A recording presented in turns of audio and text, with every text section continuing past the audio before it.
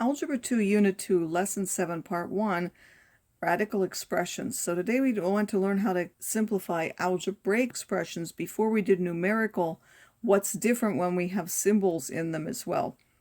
So I'll remind you of the things that we use. We know the nth root of a can be written as a to the 1 over n. If we have two nth roots, meaning they're the same root, two cube roots, two square roots, two fourth roots, we can combine them into a single one, or if we have a single one of a product, we can split that product up into parts. The same is true for the quotient. If we have the nth root on the top and the nth root on the bottom, they can be combined into one, or if they're one division, they can be separated into two. We have that all of these are equivalent, meaning if you take the nth root of a and raise to the mth power, you could actually do the mth power first and then take the nth root, which are these two expressions, and then they can also be combined into, this is the m on the top, and then the root goes on the bottom. And we also know that if a is negative, this will not exist if this is an even number. So keep that in mind. And that's related to this also. If we take the nth root of a to the n, we get a if n is odd. Won't matter whether it's positive or negative. For this one, we get the absolute value of a if n is even, so it will give me a if a is positive, and the opposite of a if a is negative. Working with variables is just like working with numbers, except that the nth root of an mth power, all you have to do is divide that power by m. And when you take variables out from a power, you're going to remove powers that are multiples of the root n. So when you take out variables, you're looking for powers of the root n. So if I have cube root, I want to take out the biggest multiple of 3 that I can take out. When we take even roots that give odd powers, such as like this, we're going to have to use the absolute value sign because we don't necessarily get what we started with. We will always get a positive answer because that's what this notation implies. So now, square root of 16 squared, square root of 16 is 4. The square root of x squared is an odd power is the absolute value of x. Why? Because we could put a negative here. This answer can't be negative. We need the absolute value. The square root of 0.25 x to the 8th. The square root of 0.25 is 0.5. And then this x to the 8th, this was a square root. We're going to take the power of 8, divide by 2. That gives me 4. Again, that's because it's a multiple of 2. If it's not a multiple, we'll look at what we have to do. We'll have to split it up into parts. Each one of these is a multiple of 2, so I'm going to take 8 and divide by 2 because I'm taking the square roots and get x to the 4th. And here I'm going to take 18 and divide by 2 and get y to the 9th. Now, why did these two not need absolute value and this one does? Here, can I put a negative? Yes, but x to the 4th is also positive. I don't need an absolute value. Could I put negatives in here? Yes, they're even powers. This one ends up even. That's already guaranteed to be positive. This is an odd power. I need the absolute value to guarantee that it's a positive number. Cube roots, I won't have to worry about restrictions on odd roots. So I'm simply going to take the cube root of minus 64, which is minus 4. I take the power of 3, divide by 3. That gives me a power of 1, so I get minus 4a. Cube root of 27 is 3. Y to the 6, 6 divided by 3 will give me y squared. The fourth root of 16 is 2. The fourth root of x to the 12th, I divide by 4, I get 3. I'll look at the absolute values in a moment. So that's x cubed, and then 8 divided by 4 gives me 2, so that's y squared. Then I can double check and see if I need absolute values. Could I put negatives in here? Yes, they're even powers. Out here I got an odd power. I need an absolute value. Even powers I don't. Fifth root, I won't have to worry about that with absolute value. A negative will simply be a negative. Take the 20 and divide by 5 is 4. This is the square root of s squared. We know that undoes it, except that we need the absolute value in case that could be negative. So the first one I did, they were all perfect powers. What do you do when they're not? You're going to take the numbers and split them up just like you did before. If you take 50, instead of writing it like this is if you know your perfect squares. If you don't, you would do 5 squared times 2. Then you're going to take out the biggest multiple of 2 that you can. That's x to the 4th, and leave x. So now which one can we take the square roots of? We can take the square root of 25, or 5 squared.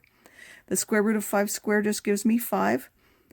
We can take the square root of x to the 4th. We take the 4 and divide by 2 as x squared, and then we're left this 2 and this x underneath the square root side, which cannot be simplified. For restrictions, could I put a negative in here? This is an odd power. I could not, so I need a restriction of x bigger than or equal to 0. Cube root, I won't have to worry about any restrictions because it's an odd root. Again, 81, I'm going to split up. If I do it, it's 3 cubed times 3. I want 3's because that's the cube root. And then this is the biggest multiple of 3. Well, no multiples come out. I'm just going to leave that x squared. And now which thing can I take the cube root of? Only this one, the 3 cubed. Cube root of 3 cubed was just 3. And then this 3x squared are left under that cube root. The cube root of 54y to the 10th. The cube root again, this is now 27, or 3 cubed times 2. Then the biggest multiple of 3 that comes out of 10 is 9, so I get y to the 9th times y. I can take the cube root of this 27, which is the 3 cubed. That will give me 3. Cube root of this is y cubed, because I divide that by 3, the power, and then I'm left with the 2y underneath the cube root. This one I'm not going to go through everything. You split it up again. You can take 4th roots of this and this. You can't for these, so they're left underneath. And then why did I need the absolute value? Well, if you look here, this is a 4th root. The x could not be negative because that's an odd power, so I need x bigger than or equal to 0. Y could be negative, so y can be anything. But in the end then, because it could be negative, and I end up with an odd power here, I need the absolute value on the outside. For ones like this, you could multiply the 7 and the 42, or you can make it easier and say, well, that's 7 times 6, so that's already 7 squared times 6. So when I take the square root, that will be undone. X to the 4th and x squared, they will combine to give x to the 6th. And then this will be, I need to split this up into an even power because this is 2, so y to the 8th and whatever's left. I'm going to be able to take the square root of this, this, and this. Square root of 7 squared is just 7. I take each of the powers and divide by 2, and then I'm left with a 6 and a y underneath. Then I look, could I put negatives in there? Well, these are even powers. X could be negative. Y is an odd power. It could not be negative. I need y bigger than or equal to 0. And then I have to look at what I was left with. X's could be negative. In the end, I ended up with an odd power. I need to make sure that's positive by putting the absolute value. This one we're going to do like we did before. You multiply the numbers on the outside and they just stay there. Underneath, this is 12. Or you could have said this was 2 times 3, so that's 2 squared times 3. Because there was a 2 here and a 3 here, that 2 combines to give 2 squared. And then again, I want, because I'm doing square roots, I want even powers. Both of these are even powers. And then I can take the square root of this, this, and this. Square root of 2 squared is 2. Combined with the 20 on the outside is 40. Square root of x squared is x. Square root of y squared is y. I would put x and y, only the 3. I can't take the square root of. Then I look back here. X is all by itself. It cannot be negative. I put that restriction. Y could be negative. So here, x can't be negative already. I don't need an absolute value on that. If I have this restriction, the y could. I need the absolute value. Cube roots similarly. I don't think I need to go through that example. Now we'll look at the ones for division. Again, if you can simplify first, you want to do that. So I would look, 56, I can divide and simplify these. These powers will simplify. So I'm going to divide this. 56 divided by 7 is 8. X to the 5th over x is x to the 4th. Y to the 5th over y is y to the 4th. Now I'm going to take square roots, so I have to split that up. 8 is 2 squared times 2. And then these are even powers. I'll leave them. I can take the square root of each one of those. The square root of 2 squared is 2. X to the 4th.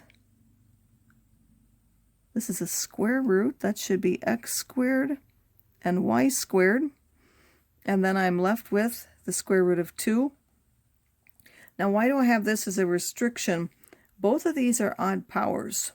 So if x is positive, y has to be positive. That will be positive. And so with the 5th powers. And if x is negative, if y were negative, that would be positive. And the same would be true for the powers. So I either need both of them positive together or both of them negative together. And now this one, again, I would first combine and simplify. So x to the 5th over x squared is x cubed. Y over y to the 4th would leave a y cubed in the bottom. The fraction is already simplified. And then I'm going to take out even powers, so I've split that up into x squared and y squared. That simplifies by coming out the absolute value of x and the absolute value of y. I'm not allowed to leave that square root in the bottom, so I have to complete it. I have 1, 2, and 1 y. Each one would need one more. I would multiply that on the top and the bottom. Square root of 5x times the square root of 2y is the square root of 10xy. Square root of 2y times the square root of 2y is like taking the square root and squaring it, so they undo each other. I get just the 2y combined with this other y will give me now 2y squared, because 2 times the absolute value of y. Once it's squared, I don't need the absolute value anymore. The x I would. By the way, again, because these are both odd powers, I simply need xy being bigger than 0, which is the same as this, meaning I could have them both negative or both positive, which is why I still need the absolute value. And now this one is already simplified, but I'm going to split it up. And then I have to figure out how can I complete the power. I have 1, 3, and 1x, so I would need 2 more of each. I multiply that on the top and the bottom. That becomes this cube root over 3x. And now it's an odd root, but I can't divide by 0, so I need to take that one out of there. And now this is the cube root of x over the cube root. I'm going to make that 2 squared. Again, I would multiply by 4 squared, but then that wouldn't be simplified. And the cube root, I'd have to still simplify that in the end. So if I multiply by 1 more 2, this will be automatically simplified. You could do it the other way, but then you'd have work to do at the end.